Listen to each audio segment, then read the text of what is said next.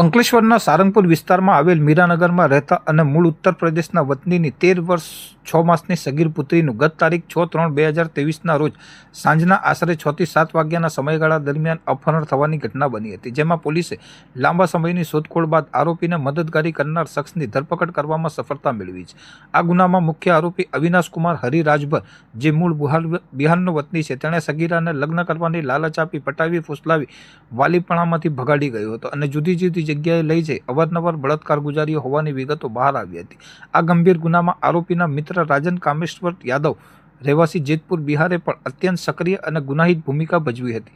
રાજન એ વાતથી સંપૂર્ણપણે વાકેફ હતો કે ભોગ બનનાર બાળકી નાબાલિગ છે, તેમ છતાં તેણે અવિનાશના કહેવાથી સગીરાને રિક્ષામાં બેસાડી અંકલેશ્વર રેલવે સ્ટેશન સુધી પહોંચાડી હતી અને ત્યાંથી બિહાર જતી ટ્રેનમાં બેસાડી અપહરણના ગુનામાં સીધી મદદગારી કરી હતી. ઘટના બાદ બંને આરોપીઓ પોલીસ પકડથી દૂર હોવાથી તપાસ અધિકારીઓ દ્વારા તેમને વોન્ટેડ જાહેર કરવામાં આવ્યા હતા. જોકે પોલીસ દ્વારા સતત રાખવામાં આવેલ ટેકનિકલ સર્વેલન્સ અને બાતમીદારોના સચોટ નેટવર્કના આધારે આખરે મદદગારી કરનાર આરોપી રાજન કામેશ્વર યાદવને ઝડપી પાડવામાં આવ્યો છે. હાલ પોલીસે રાજન યાદવની ધરપકડ કરી કાયદેસરની